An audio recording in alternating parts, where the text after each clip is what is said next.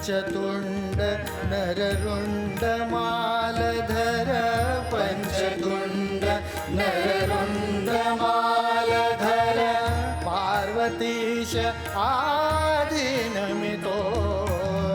पार्वतीश आदिनमितो विघ्नवर्गनग भग्न कराया विघ्नवर्गनग भग्न कराया विघ्नेश्वर गणपती मगतो विघ्नेश्वर गणपती मगतो पंचतुंड नररुंड मालधर पंचतुंड नररुंड मालधर.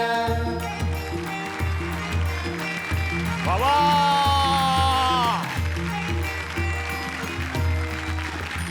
वा वा वा वा क्या बात है. आजच्या भागाची इतकी सुरेल सुरुवात झालेली आहे इतक्या सुंदर नांदीनं आणि ते सुद्धा या दिग्गजांच्या आवाजांनी.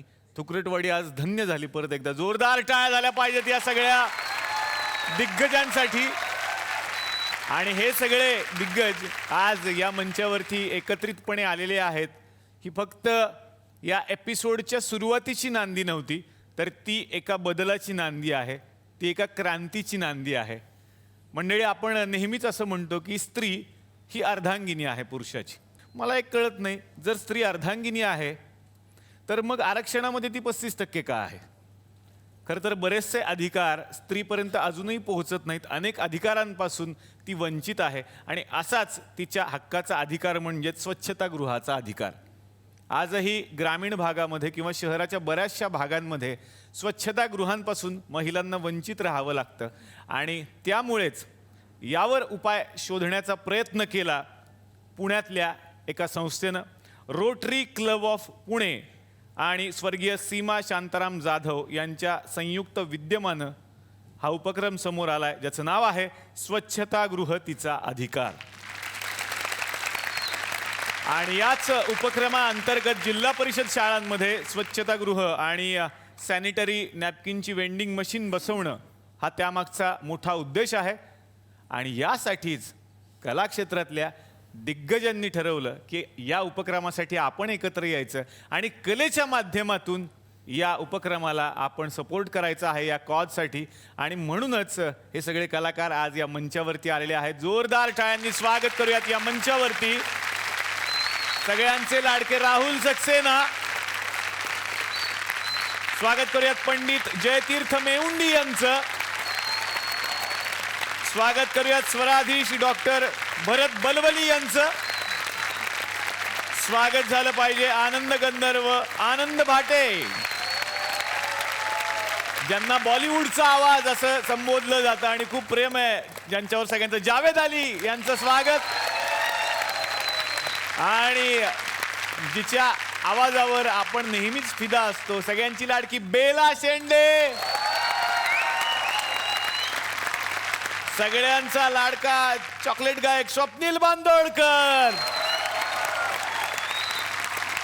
आणि आता बॉलिवूडच्या हिरोईनचा नवा आवाज होऊ पाहणारा एक आवाज म्हणजेच अन्वेषा दत्तगुप्ता. जोरदार टाळ्या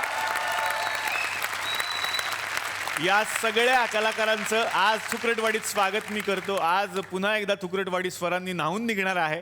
भरपूर गप्पा सुद्धा मारायच्या आहेत. मी विनंती करणार आहे सगळ्या पाहुण्यांना, कृपया तुम्ही आमच्या बरोबर विराजमान व्हा. जोरदार टाळ्या. बाकी तुम्ही कसे आहात? मजेत ना? आणि आपला नेहमीचा आपुलकीचा प्रश्न मंडळी, हसताय ना? हसायलाच पाहिजे, कारण घेऊन आलो आपल्या हक्काचा आपला लाडका कार्यक्रम ज्याचं नाव आहे चला हवा येऊ द्या महाराष्ट्र दौरा.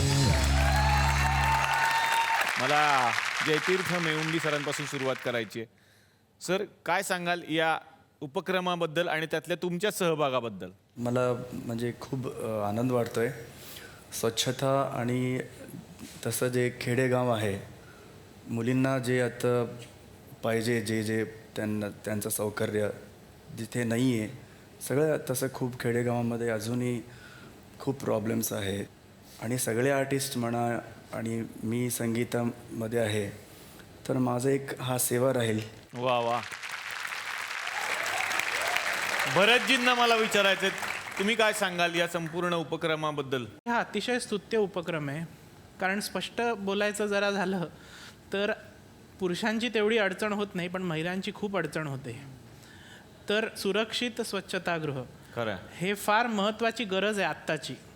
आणि त्या गोष्टीच्या कॉजला सपोर्ट करण्यासाठी जे आम्हाला इथे बोलवलं आहे, तर त्यासाठी आम्ही जे काही करू शकू ते कमी आहे.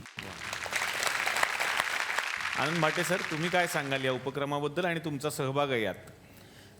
हा अतिशय स्तुत्य आणि आवश्यक असा उपक्रम आहे.